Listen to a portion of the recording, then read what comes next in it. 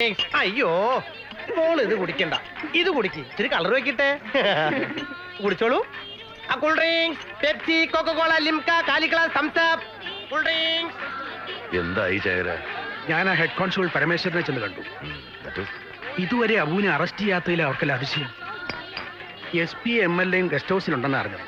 സാഹിബ് ഒന്ന് പോയി കണ്ടാലോ? ഏയ്, ഞാൻ ഓൻ്റെ അടുത്ത് പോയി കഞ്ചൊന്നുമില്ല.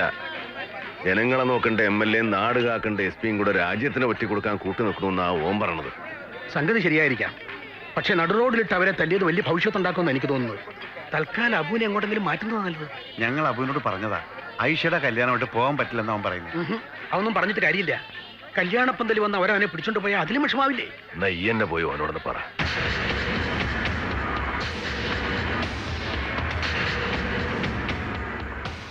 ദേവാരൂട്ടി താൻ എന്നെ ചുണ്ടുപിടിപ്പിക്കരുത്. അവന്മാരാരാണെന്ന് തനിക്കറിയോ? 2 ദിവസത്തിനകം പട്ടാളം നേരിട്ട് വന്ന് SP തൂക്കിയെടുത്തോണ്ട് പോകുമ്പോൾ അറിയും അബു ചെയ്ത നല്ല കാര്യം എന്തായിരുന്നു. ആ 2 ദിവസത്തേക്ക് താൻ എങ്ങോട്ടെങ്കിലും ഒന്ന് മാറി നിൽക്കണമെന്നാ എന്റെ സാഹിബിന്റെ അഭിപ്രായം. ശേഖരമ്മാമ എന്തു വർത്തമാനായി പറയുന്നത്? എന്റെ ആയിഷമോളുടെ നിക്കാഹിന് ഞാനിവിടെ വേണ്ടെന്നോ? അത് ഈ തെമ്മാടികളെ പേടിച്ച്? തെമ്മാടികളായതുകൊണ്ടാണ് സൂക്ഷിക്കേണ്ടത്. നിയമവും അധികാരമൊക്കെ അവരുടെ കയ്യിലാ. എന്ത് ചെയ്യാൻ മടി കാണിക്കല? നിക്കാഹിനെക്കാളും വലുതാണ് എനിക്ക് നിക്ക. രാത്രിയിലെങ്ങനും വല്ല പോലീസും വന്ന് നിക്കാനെ പിടിച്ചോണ്ട് പോയാ ഞാൻ പിന്നെ ഈ നിക്കാഹിന് സമ്മതിക്കില്ല. ചേട്ടാ, ഇത് വലിയ പുലിവാലല്ലോ. നീ കരയാതെ. രാത്രി ഞാൻ എങ്ങോട്ടെങ്കിലും മാറി നിൽക്കാം, എന്നിട്ട് രാവിലെ നിക്കാഹിന് മുമ്പ് എത്തിക്കോളാം. എന്താ, സമാധാനായോ? ആ, ഞാനൊന്ന് അമ്പലം വരെ പോവുക. ഇന്ന് ആറാട്ടല്ലേ? ആ, മോള് വരുന്നില്ലേ? കൊടിയേറ്റ് കണ്ടാ കൊടിയിറക്കും കാണണമെന്നാ. എന്നാ ആയിഷയും കൂടി വാ. ഞാൻ വരുന്നില്ല, ചേച്ചി പോയിക്കോ. എല്ലാ ആറാട്ടിനും നീ വരുന്നതല്ലേ, ഇന്നും മുടക്കണ്ട. ഇത് നിന്റെ അവസാനത്തെ ഉത്സവം കാണാനാണ്. ആ കുണ്ടോട്ടിക്കാരൻ കല്യാണം കഴിച്ചോണ്ട് പോയാൽ പിന്നെ ഉത്സവം ഉണ്ടാവില്ല, ആറാട്ടം ഉണ്ടാവില്ല. ചെല്ല് ചെല്ല്. പറഞ്ഞ കാര്യം മറക്കണ്ട. ആ, ഇല്ലെന്നേ. നിങ്ങൾ വേഗം അമ്പലത്തേക്ക്. ശരി, വാ കുട്ടികളെ.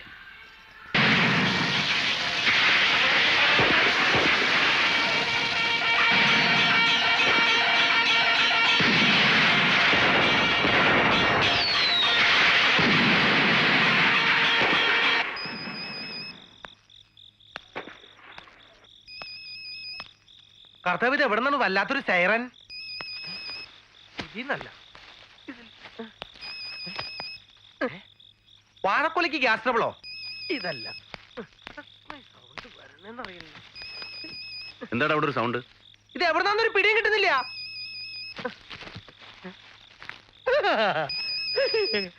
എന്റെ പാറ മാതാവേ, മസാല കൂട്ട് വാങ്ങിച്ചപ്പോ ഒരു സെൽഫോൺ ഫ്രീ. നീ ഇറങ്ങി കൊണ്ടുവന്നേ. ദവന്മാരതായിരിക്കും.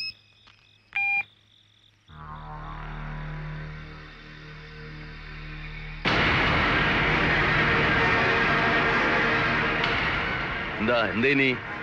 ഇതാരിന്റെയാണ് ഫോണ്? അമ്പലത്തിൽ ബോംബ് വെച്ചിട്ടുണ്ട്. ബോംബാ? 9:30 ഇത് പൊട്ടും. ഏതോ സപ്പറിന്റെ മെസ്സേജാ.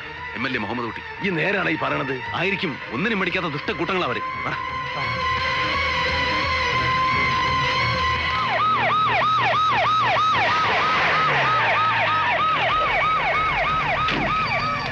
എങ്ങോട്ടാടാ നീ ഓടുന്നത്? അമ്പലത്തിൽ ബോംബ് വെച്ചിട്ടുണ്ട്. 9:30 മണിക്ക് അത് പൊട്ടിത്തെറിക്കും. പൊന്ന കഴിവറ മോനെ, ഇതിനിടയ്ക്ക് നീ അതും പഠിച്ചോ? കോപ്പേ, ഈ ഫോണിൽ പറഞ്ഞതാ. തന്റെ കുട്ടി സാഹിബിന്റെ ഫോണോ ഇത്?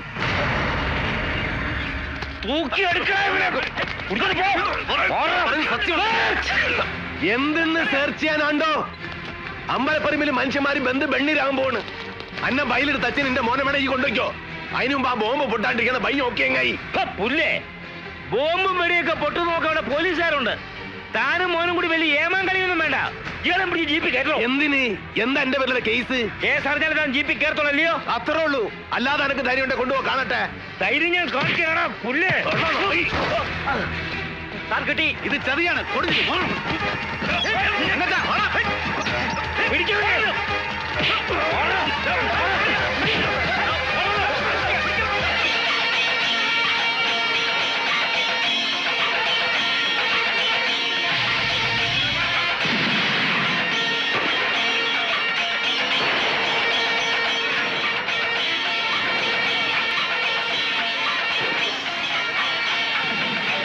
അതേ, മണി 9:20.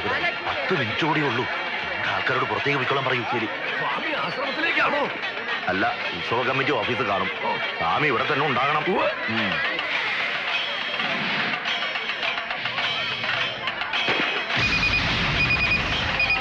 കല്യാണത്തിന്റെ തലേന്ന് തന്നെ വേണമായിരുന്നു ഈ അടിയും വേളവും.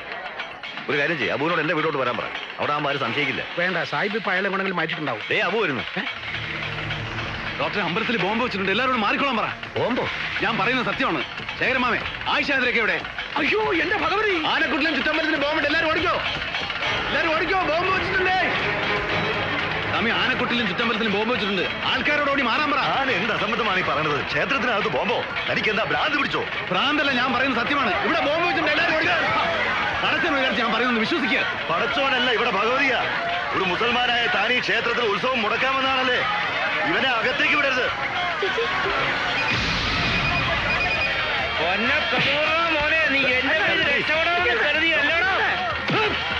നിങ്ങൾ എന്നെ വേണ്ടി പാവങ്ങളോട് മാറി നിൽക്കാൻ പറഞ്ഞില്ല. ബോംബ് പൊട്ടിയല്ല. അങ്ങനത്തെ ആനക്കുട്ടിൽ അവിടെ നിൽക്കുന്ന ആൾക്കാർ മാറി നിൽക്കാൻ പറ.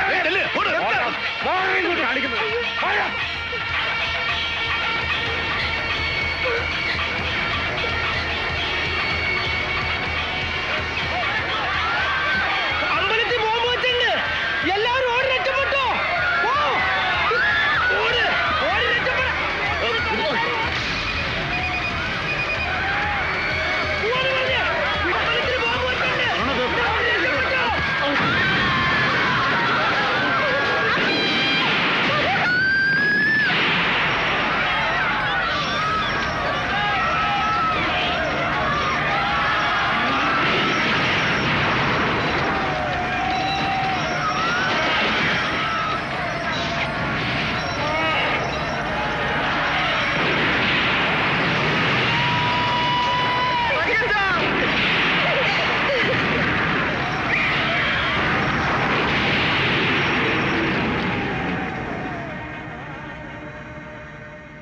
ആകയാൽ തളിയൂർ ദേവി ക്ഷേത്രത്തിൽ നടന്ന ബോംബ് സ്ഫോടനവും തുടർന്നുണ്ടായ വർഗീയ കലാപങ്ങളും ഒന്നാം പ്രതി തട്ടാൻ കൊല്ലിയിൽ TM അബൂബക്കർ ബോധപൂർവം ആസൂത്രണം ചെയ്തതാണെന്ന് ഈ കോടതിക്ക് ബോധ്യം വന്നിരിക്കുന്നു.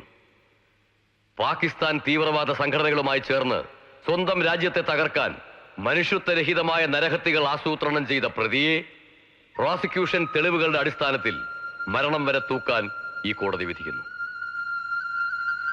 വിധി തുടങ്ങാനിരിക്കുന്നതേ ഉള്ളൂ. അബൂക്ക, എന്നോട് ക്ഷമിക്കണം. ഇതൊന്നും എനിക്കറിയില്ലായിരുന്നു. എല്ലാവരും പറഞ്ഞു പരത്തിയത് ഞാനും വിശ്വസിച്ചു. അപ്പോഴത്തെ മാനസികാവസ്ഥയിൽ ഞാൻ എന്തൊക്കെയോ ചെയ്തു പോയി. പൊറുക്കണം. സാരമില്ല രവി, നിന്റെ സ്ഥാനത്ത് ആരായാലും അത് തന്നെ ചെയ്യും. അബൂബക്കർ നിരപരാധിയാണെന്ന് വിശ്വസിക്കാൻ ഇവരെ പോലെ കുറച്ചുപേരെ ഉണ്ടായിരുന്നുള്ളൂ എന്നും. അവരുടെ കൂട്ടത്തിൽ ഇപ്പം നീ ഒരാൾ കൂടി. സന്തോഷം. പക്ഷെ അതുകൊണ്ടായില്ല. ദാദാ സാഹിബിനെയും മകനെയും രാജ്യദ്രോഹികളെന്ന് വിളിച്ച ലോകം അത് തിരുത്തി പറയുന്ന ഒരു ദിവസം. അതാണ് എൻ്റെ ലക്ഷ്യം. അബുവിന്റെ ലക്ഷ്യം നിറവേറ്റണം. അതിന് തന്നെയാണ് ഈശ്വരൻ നിനക്ക് ജീവൻ തിരികെ തന്നതും. പക്ഷേ അന്റെ എതിരാളികൾ ചില്ലറക്കാരല്ല. 1000 അപരാധികൾ രക്ഷപ്പെട്ടാലും ഒരു നിരപരാധി പോലും ശിക്ഷിക്കപ്പെടാൻ പാടില്ല എന്നുള്ള ഞമ്മളെ നിയമത്തിനെ കാറ്റി പറത്തിയും കണ്ട് സത്യമായ എല്ലാ തെളിവുകളും നമ്മൾ നിർത്തിയിട്ടും അതിനെ എല്ലാം പിച്ചി ചീന്തി കളഞ്ഞിട്ട് അന്നെ തൂക്കിലേറ്റിയ ഓല് ഇപ്പൊ പണ്ടത്തെക്കാളും കരുത്തന്മാരാണ്. നാട്ടിന് ഒറ്റയ്ക്കൊടുത്ത പൈസ കൊണ്ട് മുഹമ്മദ് കുട്ടി പുതിയ പാർട്ടി ഉണ്ടാക്കി ഓൻ അതിന്റെ നേതാവുമായി.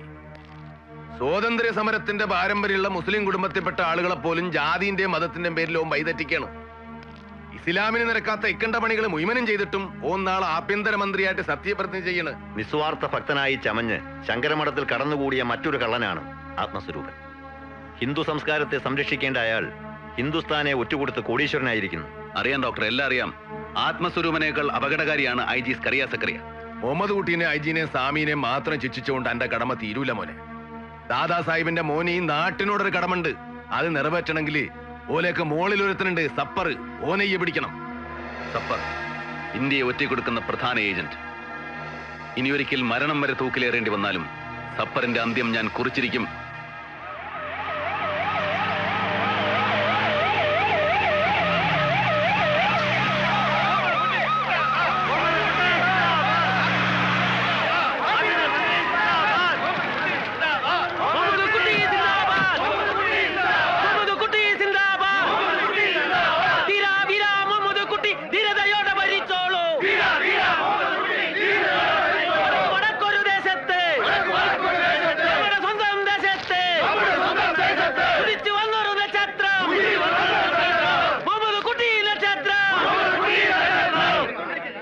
പ്രിയപ്പെട്ട പാർട്ടി സുഹൃത്തുക്കളെ, സഹോദരങ്ങളെ, ഇന്ത്യൻ മുസ്ലിം ഫെഡറേഷന് അഭിമാനിക്കാവുന്ന ഒരു സുദിനമാണെന്ന്.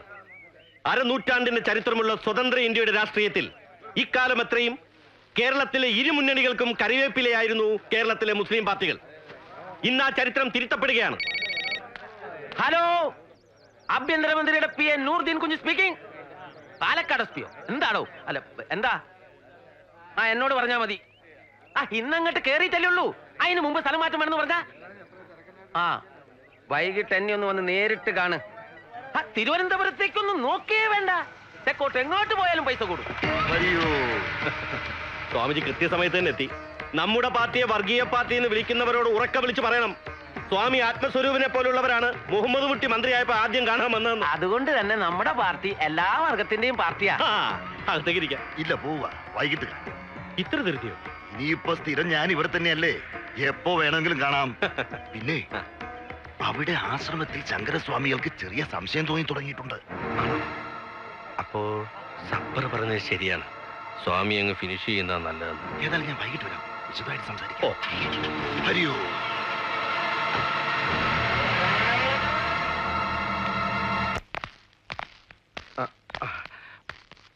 അസ്സലാം വലൈക്കും.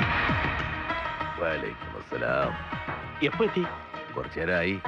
സ്വീകരണത്തിന്റെ തിരക്കൊഴിഞ്ഞിട്ട് കാണാന്ന് കരുതി. സന്തോഷം, വളരെ സന്തോഷം. ഈ ദാദാ സാഹിബ്ജിയാണ് സത്യത്തിൽ എന്റെ ആത്മീയ ഗുരു.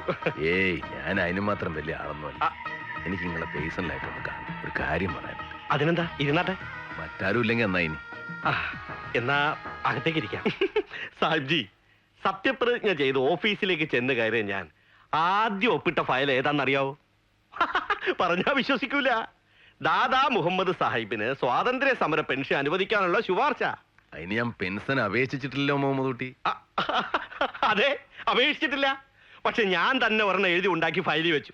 എന്നിട്ട് ഒപ്പിട്ട് മുകളിലേക്ക് അയച്ചു. അത് എന്റെ കടമ.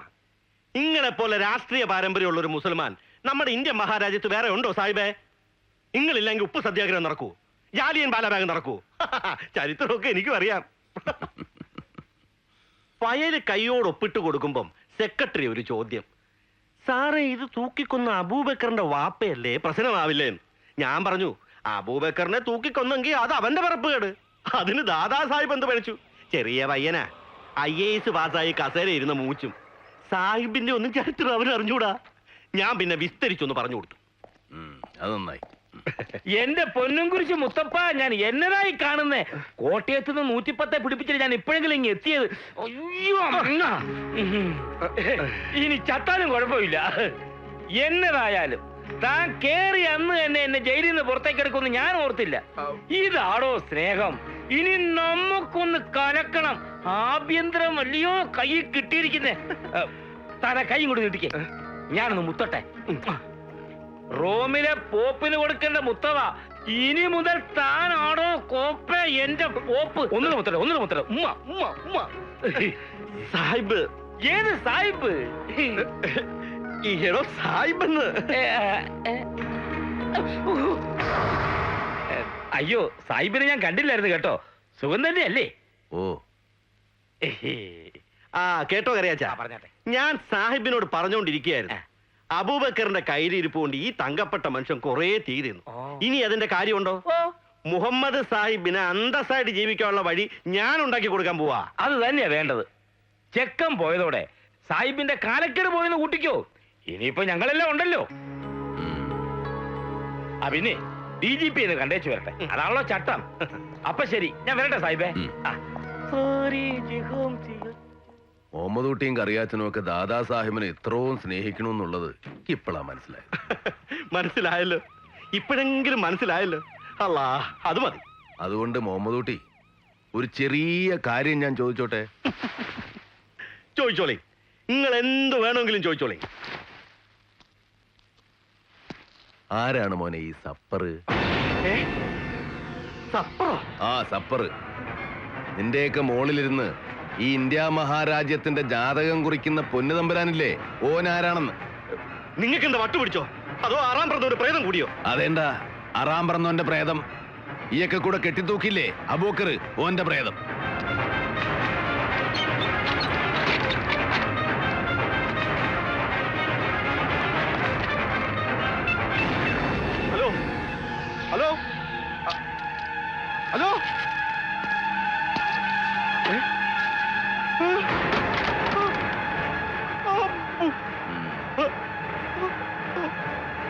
അബൂബക്കറിനെ കൊലക്കേറി കുരുക്കിയിട്ട് ജീവിതം ഘോഷിക്കാൻ തുടങ്ങുകയായിരുന്നു.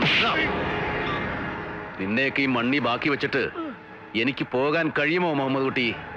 പറയേ, ആരാണ് സഫർ? അത് പറഞ്ഞാൽ ചിലപ്പോ നിന്റെ മുഴുവൻ തെറ്റുകളും മറന്ന് നിനക്ക് മാപ്പ് തരാൻ എനിക്ക് കഴിയും. പറയേ, ആരാണ് സഫർ? അതാ നൂറുദ്ദീൻ.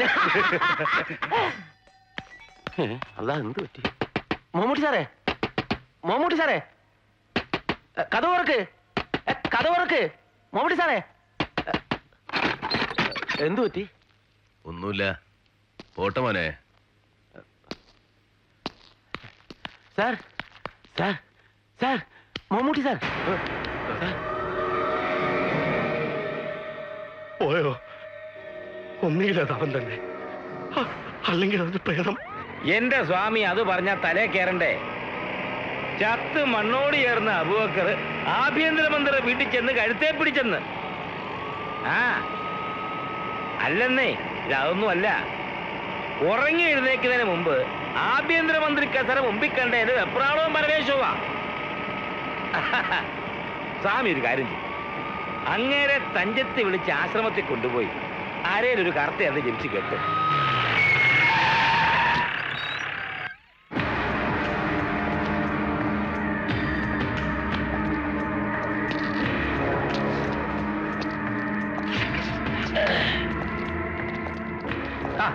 ദേ നിൽക്കുന്നു. എവിടെ കൂടെയെല്ലാം വണ്ടി ഓടിയെന്നോ സാഹിബിന്റെ വീടൊന്ന് കണ്ടുപിടിക്കാൻ. അല്ല, സിറ്റിയൊക്കെ വിട്ട് ഈ പട്ടിക്കാട്ടിൽ എന്താ കൂടിയിരിക്കുന്നേ? അത് ചില പോലീസ് നായ്ക്കളെ പേടിച്ചിട്ട്.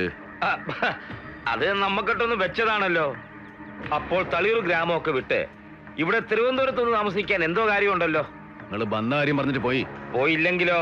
ഭൂമിയോളം ശ്രമിച്ചോനാ സാഹിബ്, ഇനി എന്നെ പരീക്ഷിക്കരുത്. അല്ല, ഇയാൾ ആരുവാ? ദിവാൻ പേഷ്കാരോ?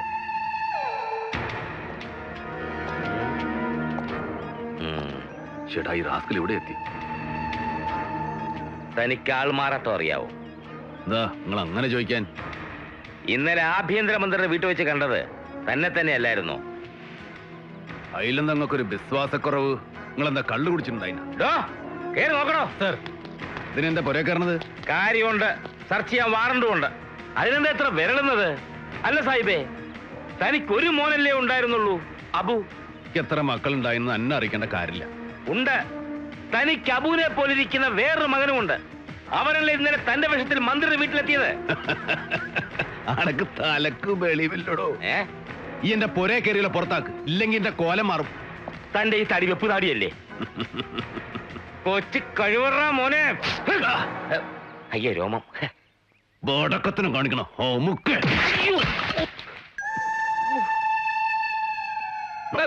ക്ഷമിക്കണം, ഞാനൊരു പരീക്ഷണം നോക്കിയതല്ലേ. പാപ്പാന്റെ താടിക്ക് പിടിച്ചിട്ടാണ് അമുക്ക് പരീക്ഷണം നടത്തുന്നത്. ഇവിടെ ആരും ഇല്ല സർ. ആരുമില്ലല്ലേ? കമോൺ. ആ മന്ത്രിക്കോപ്പനെ ഇടിക്കണം. കിളവന്റെ താങ്ങ് മുടിഞ്ഞ താങ്ങായി പോയി.